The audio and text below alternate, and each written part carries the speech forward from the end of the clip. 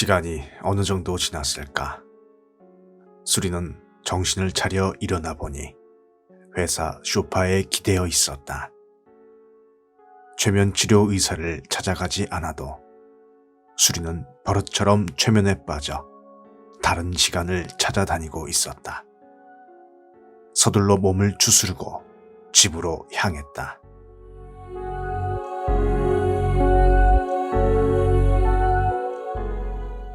소연이 수린을 엄마라고 외쳤던 모습이 또렷한 기억으로 머릿속에 생생하게 남았다. 차를 바르게 세우고 집으로 향했다. 갑자기 머리가 너무 아파 머리채를 잡은 채 주저앉았다. 그때 차 여사님, 괜찮으세요? 소연이 다가와 차 여사를 부축했다. 수리는 또 정신을 잃고 말았다. 소연은 다급히 어디론가 전화를 하고는 수린을 차에 태워 달리기 시작했다. 평소 소연이 자주 가는 병원으로 향했다. 얼마쯤 지났을까? 수린이 눈을 떴다. 정신이 드세요? 강 PD인가요? 네. 주차장에서 갑자기 쓰러지셔서 당황했어요. 머리가 너무 아팠어요. 지금은 좀 괜찮네요. 의사 선생님이 향정신성 의약품을 과다 복용하신 것 같다고 합니다. 당분간 최면 치료 안 하시는 게 좋을 것 같아요. 그랬군요.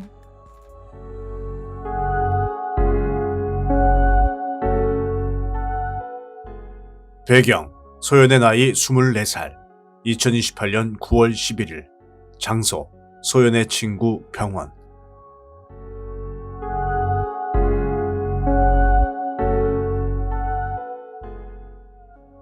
두 시간 전 저녁 8시. 소연은 변호사와 헤어진 후 곧장 수린을 만나기 위해 집으로 향했다. 줄곧 변호사가 이야기한 일을 골똘히 생각하며 수린의 집에 도착하자 주차장에 주저앉은 수린을 발견하고는 급히 차에 태우고 병원으로 향했다. 친구가 의사로 있는 병원이었다.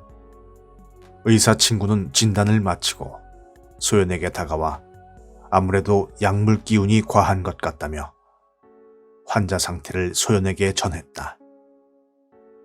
이 정도면 자의적인 것이 아니라 누군가 주기적으로 투약한 것 같다며 경찰에 알려야 할 것 같다고 전했다.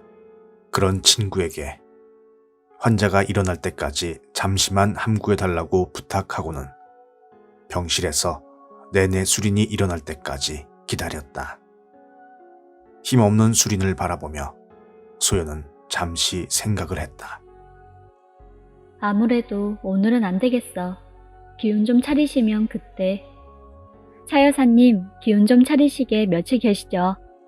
이 병원 의사가 친구로 있어서 괜찮아요.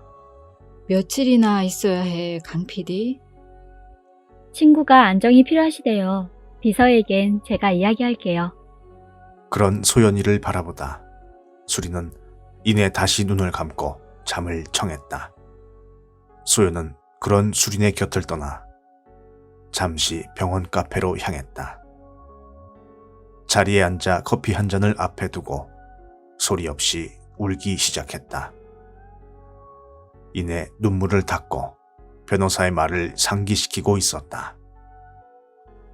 아버지의 유언이라는 것, 엄마의 기억이 점점 사라져가고 있었다는 것, 그로 인해 사람과 사람의 인연을 너무 쉽게 잊어버리고 있었다는 것, 너무도 많은 고통을 겪다가 의사 겸 변호사를 겸직하고 있는 변호사 자신을 찾아와 기억을 찾기 위한 약물 치료를 했어야 한다는 것. 그 와중에도 소연이 뚜렷하게 기억하고 있어 다행이었지만 일상생활에 불편을 겪을 정도로 병이 악화되었던 것이다. 아버지와 어머니가 교통사고가 나던 날 중환자실에서 아버지가 변호사에게 건네던 쪽지를 변호사는 소연에게 건넸다. 수린을 소연에게서 떼어놓고 친정으로 돌려보내 친할머니에게 소연을 보호해달라는 쪽지였다. 그 후 아버지는 극심한 후유증과 과다 스트레스 증후군으로 급격히 심정지가 일어 사망하였다는 것이다. 아버지의 결정이었지만 소연은 원망스러웠다. 사망 기록은 어떻게 조작하였을까 하는 생각을 하다 머릿속으로 번쩍 스쳐 지나가는 말이 생각이 났다. 의사 친구가 타인에 의해 과다 투약되어 있었다는 말. 혹시 서둘러 전화기를 꺼내들었다. 급하게 카페를 빠져나오면서 의사 친구와 통화를 했다. 차수린 여사, 아니 소연에 돌아가신 줄 알았던 어머니에게 그동안 투여된 약물의 성분을 알아야 했다.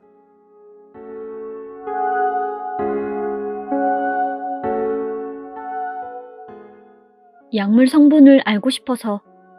마약 성분이 많이 들어있고 향정신성 약물인데 지속적으로 많이 투여하게 되면 환각 상태를 유지하게 되고 인체에 치명적일 수 있어. 이제 경찰에 알릴까? 그래? 아직 증거 좀 확실히 잡고 잠깐만 기다려. 대체 소연의 어머니라고 하는 차수린 여사는 무엇 때문에 이런 약물을 투여했을까? 혹시 자의로? 아니, 아버지의 의도가 맞는 것일지. 소연은 의문투성인 이 문제를 파헤치기로 했다.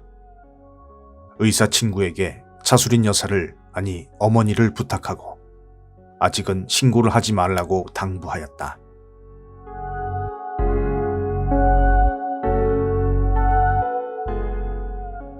배경, 소연의 나이 24살, 2028년 9월 12일. 장소, 소연이의 집.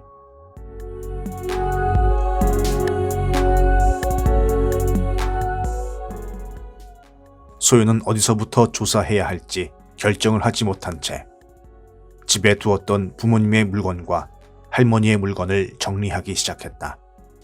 무언가 단서가 있을까? 무슨 일이 있었던 걸까? 아버지의 물건을 정리하다 오래된 USB 하나가 유독 눈에 들어왔다. 소연은 서둘러 노트북을 열고 USB를 끼워 넣었다. 역시 너무 오래되었는지 되질 않았다.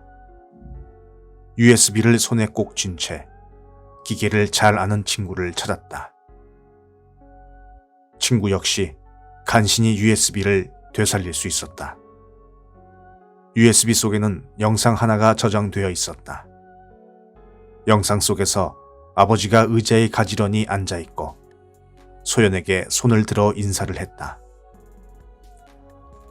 친구는 눈물을 흘리는 소연에게 시간을 주기 위해 자리를 비켜주었다. 화면 속의 소연의 아버지는 인자한 모습으로 미소를 지으며 한동안 말을 하지 않았다. 그런 아버지를 바라보던 소연은 오열하기 시작했다. 영상을 껐다 켜기를 여러 번 했으며 결국은 도저히 보기 어려워 자신의 노트북에 저장하고 방송국으로 향했다. 친구야, 고맙다.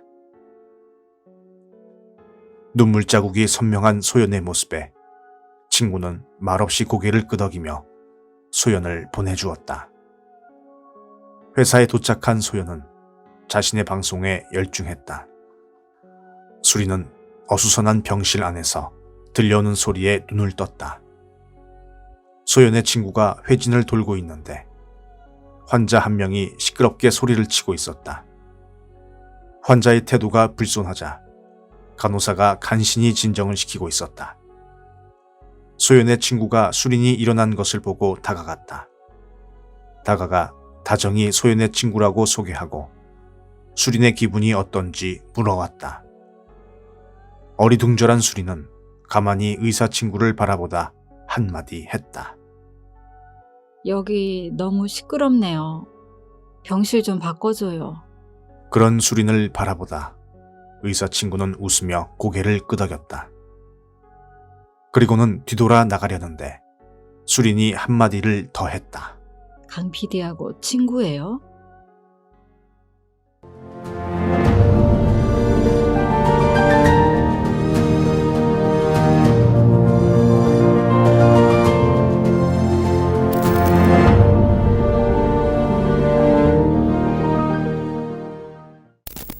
다음 편도 기대해주세요. 다음 편도 기대해 주세요. 다음 편도 기대해 주세요.